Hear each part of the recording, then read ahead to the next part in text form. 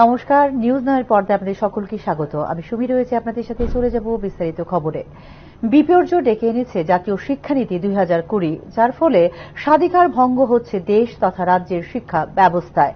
বুধবার সাংবাদিক সম্মেলন করে এই অভিযোগ করল সেভ এডুকেশন কমিটি। গোটা দেশের পাশাপাশি ত্রিপুরার শিক্ষাক্ষেত্রে বিপর্যয় ডেকে এনেছে জাতীয় শিক্ষানীতি 2020 বলে সাংবাদিক সম্মেলনে অভিযোগ করল সারা ভারত সেভ এডুকেশন কমিটি।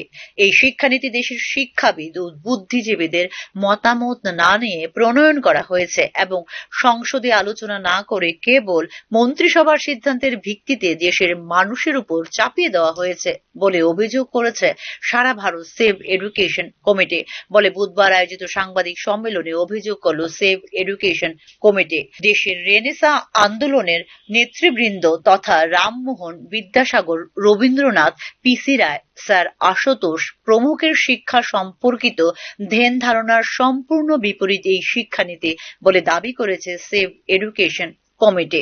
অতিথি সকল কেন্দ্রীয় শিক্ষা কমিশনের সুপারিশ কেন্দ্রীয় বাজেটের অন্তত 10% ও জিডিপি এর 6% শিক্ষার জন্য খরচ করতে হবে তা পদতুলিত করে বর্তমান বছরে শিক্ষা বাজেটে হ্রাস করতে করতে 2.5% ও জিডিপি এর 3% নামিয়ে আনা হয়েছে। ফলে শিক্ষার বেসরকারীকরণ ও বাণিজ্যিকীকরণ হয়েছে লাগাম ছাড়া। গণতান্ত্রিক শিক্ষার পরিবর্তে শিক্ষার সর্বস্তরে সংঘ পরিবার ও শাসক ঘনিষ্ঠ ব্যক্তিদের বসানো হচ্ছে সর্বোচ্চ স্তরে। এমনকি শিক্ষা যুগ্ম তালিকায় থাকা সত্ত্বেও রাজ্য সরকারের মতো নেওয়ার প্রয়োজন মনে করছে না কেন্দ্রীয় সরকার। সাম্প্রতিক খসড়া ইউজিসি রেগুলেশন 2025 এর মাধ্যমে সকল রাজ্য বিশ্ববিদ্যালয়গুলির উপাচার্য নিয়োগ কেন্দ্রীয় সরকারের নিয়ন্ত্রণাধীন করতে চাওয়া হয়েছে। এনটিএ এর দ্বারা সিইউইটি, এনইইটি, এনইটি প্রভৃতি পরীক্ষা পরিচালনা করে শিক্ষার কেন্দ্রীকরণ করা হচ্ছে। হস্তক্ষেপ করা হচ্ছে শিক্ষা প্রতিষ্ঠানের স্বাধিকার উপর। এই কেন্দ্রীকরণের অপর কুফল হল ডাক্তারি ভর্তি সমেত সকল প্রবেশিকা পরীক্ষা সর্বভারতীয় কোচিং সেন্টার নিয়ন্ত্রিত হয়েছে। ফলে মেধা থাকলেও ভর্তির সুযোগ পাচ্ছে না নিম্নবিত্ত মধ্যবিত্ত পরিবারের সন্তান বলে অভিযোগ করেছে সেভ এডুকেশন কমিটি। শিক্ষার ব্যয়বহুল হয়ে যাচ্ছে। মানুষ যারা একমাত্র পে করতে পারবে তারাই কেবলমাত্র শিক্ষার দরজায় পৌঁছতে পারবে, অন্যরা কেউ পারবে না। এবং তার সঙ্গে দেখা যাচ্ছে যে শিক্ষার জন্য যে শিক্ষার স্বাধিকারের প্রশ্ন ছিল, অর্থাৎ শিক্ষক শিক্ষাবিদরাই শিক্ষা পরিচালনা করবেন, সেখানে আমরা দেখছি যে সমস্ত দিক দিয়ে কেন্দ্রীয় সরকারের একটা হস্তক্ষেপ, রাজ্য সরকারের হস্তক্ষেপ তারা তার উপর করছে। এবং আমরা দেখছি যে কেন্দ্রীয়করণের ফল যেটা হয়েছে যে নিট পরীক্ষা, সেই নিট পরীক্ষা, নেট পরীক্ষা, সিইউইটি পরীক্ষা অর্থাৎ বিশ্ববিদ্যালয়ে ভর্তির জন্য, ডাক্তারিতে ভর্তির জন্য, সেগুলো কেন্দ্রীয়ভাবে হচ্ছে। এবং হওয়ার ফলে যেটা হচ্ছে যে একেবারে কোচিং সেন্টার, কোচিং মাফিয়া গোটা ব্যবস্থাকে পরিচালনা করছে। কোনো যুক্তিগ্রাহ্য কারণ ছাড়াও 3 বছরের পরিবর্তে 4 বছরের স্নাতক কোর্স চালু করা হয়েছে, অথচ তার পরিকাঠামোর জন্য নেই আর্থিক সংস্থান। পূর্ণ সময়ের পরিবর্তে অতিথি শিক্ষক দিয়ে পরিচালনা করা হচ্ছে কলেজ বিশ্ববিদ্যালয়গুলি। ইন্ডিয়ান নলেজ সিস্টেম বা IKS চালু করে ইতিহাস বিকৃত করা, বিজ্ঞানের নামে অপবিজ্ঞান চর্চা এবং এদেশের জ্ঞান চর্চার গৌরবোজ্জ্বল অতীতকে মিথ্যাভাবে উপস্থাপিত করে শিক্ষার গৌরীকরণ ও সাম্প্রদায়িকরণ এবং বৈজ্ঞানিক শিক্ষাকে জলাঞ্জলি দেওয়া হচ্ছে বলে অভিযোগ করেছে সেভ এডুকেশন কমিটি।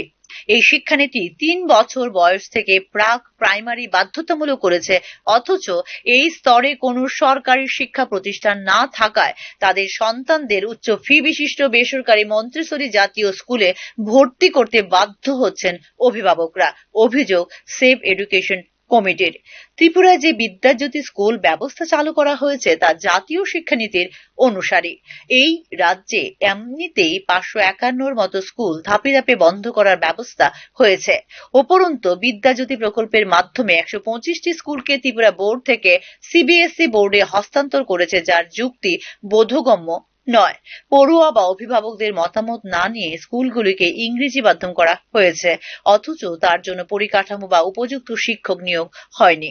শুধু তাই নয়, শিক্ষার অধিকার আইন 2009-কে লঙ্ঘন করে প্রত্যেক শিক্ষার্থীকে বাৎসরিক 1,000 বা তার বেশি টাকা দিতে বাধ্য করা হচ্ছে, যা ত্রিপুরার মতো আর্থিকভাবে পিছিয়ে পড়া রাজ্যের মানুষকে প্রভূত অসুবিধার সম্মুখীন করছে বলে জানিয়েছে save education committee.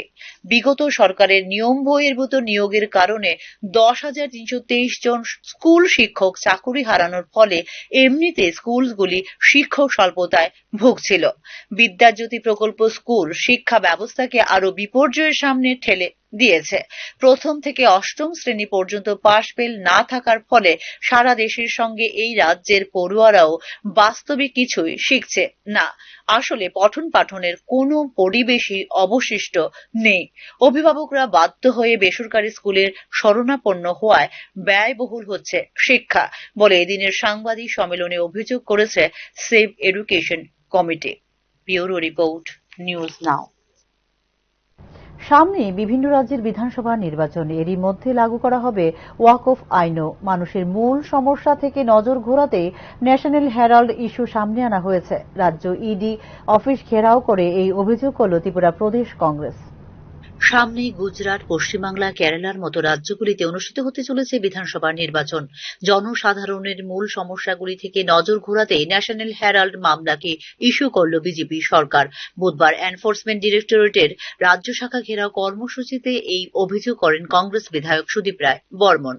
Modi government and the BJP party, they want to divert the attention from the real problems and issues being faced by the citizen of the country. Now with elections round the corner, be it in Gujarat, be it in Bihar, West Bengal, Kerala, with the election round the corner, they want to hush up their failures. And with the help of Godi media, they want to divert the attention from the real issues. What is the issue? What is this hangama and what is the charging? It is a fake case. All the allegations being made, as we have seen in the TV and the newspaper of the Godi media, all allegations are baseless. But they want to drag on. They want to make Modi ji and his party will be making this an issue in the elections. देखिए भ्रष्टाचार इतना गंभीर है, कांग्रेस का main दो नेता नेत्री इस पे जुड़े हुए। This is the narrative they want to create by dragging the attention of the common people from the main issue they are facing. This is nothing. সংখ্যাধিক্যের কারণে ওয়াকফ বিল আইনসভা থেকে পাশ করিয়ে নিয়েছে বিজেপি সরকার। এর বিরুদ্ধে সংসদের ভেতরে যেমন প্রতিবাদ করেছেন বিরোধী দলনেতা রাহুল গান্ধী, তেমনি সংসদের বাইরে রাস্তায় নেমে এর প্রতিবাদ করছে কংগ্রেস। তাই এবার সামনে আনা হয়েছে ন্যাশনাল হেরাল্ড ইস্যু বলে অভিযোগ করেন ত্রিপুরা প্রদেশ কংগ্রেস সভাপতি আশিস কুমার সাহা। সারা দেশের বিভিন্ন আদালতে এই রাহুল গান্ধীজিকে, যিনি ওয়াকফ বিল নিয়ে কথা বলেছেন, ওয়াকফ আইনকে বলবৎ করতে না দেওয়ার জন্য সংসদে বিরোধী ভূমিকা পালন করেছেন। সংসদের বাইরে যখন এই ওয়াকফ বিল নিয়ে আন্দোলন সংগঠিত হচ্ছে, সেই আন্দোলনের প্রতি পূর্ণ সমর্থন জ্ঞাপন করছেন।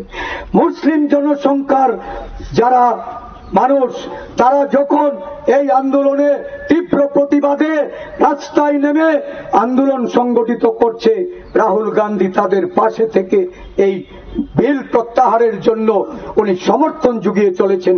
জাতীয় কংগ্রেস সমর্থন জুগিয়ে চলেছেন। রাহুল গান্ধী ন্যাশনাল হেরাল্ড মামলায় দিল্লির আদালতে ইডির পেশ করা চার্জশিটে রয়েছে কংগ্রেসের দুই প্রাক্তন সভাপতি সোনিয়া ও রাহুল গান্ধীর নাম। সোনিয়া রাহুলের নাম চার্জশিটে উল্লেখ করার প্রতিবাদে গোটা দেশে ইডি অফিস ঘেরাও সহ প্রতিবাদের একাধিক কর্মসূচি ঘোষণা করেছে কংগ্রেস। উল্লেখ করা যেতে পারে, জওহরলাল নেহেরু প্রতিষ্ঠিত ন্যাশনাল হেরাল্ড কাগজের সম্পত্তি লেনদেনের মামলায় 2 বছর আগে সোনিয়া ও রাহুল গান্ধীকে কয়েক দফা জিজ্ঞাসাবাদ করেছিল enforcement directorate. Bureau report, news now. রেগার কাজের সময় গাছ ভেঙে পড়ে মর্মান্তিক মৃত্যু হল 2 শ্রমিকের। বুধবার সকালের এই ঘটনা আমবাসা ব্লকের নাইলাহা বাড়িতে। এদিন সকালে পুকুর খনন করার সময় আকস্মিকভাবে ভেঙে পড়ে গাছ। এতে ঘটনাস্থলে গুরুতরভাবে আহত হন রবার্ট মলসম এবং জুহিরানি মলসম। পরবর্তী সময়ে দমকল দপ্তরের কর্মীরা তাদেরকে হাসপাতালে নিয়ে আসলে এই 2 শ্রমিকের মৃত বলে ঘোষণা করেন কর্তব্যরত চিকিৎসকরা। আকস্মিকভাবে এই গাছ ভেঙে পড়ার ঘটনায় গুরুতরভাবে আহত হয়েছেন আরও 2 জন। এরা হলেন সূর্য শাহ মলসম এবং জগৎ ভক্ত মলসম। আহতদের চিকিৎসা চলছে বলে জানিয়েছে পুলিশ। সকাল 11:30টার দিকে আমবাসা থানাধীন নাইলাহাবাড়ি এরিয়াতে রেগার পুকুর খনন সংক্রান্ত কাজ করার সময়ে একটা দুর্ভাগ্যবশত বা দুর্ঘটনাবশত একটা গাছ পড়ে যায়। পরে 2 জনের প্রাণহানি ঘটে। একজন হসপিটালে গিয়ে আর একজন স্পটে। স্যার তাদের নাম? জুই মলসম আর একজন রবার্ট মলসম। স্যার আহত কয়জন আছে এই ঘটনায়? আরও 2 জন হসপিটালে আছে ট্রিটমেন্টে। আশা করি ভালোই থাকবে।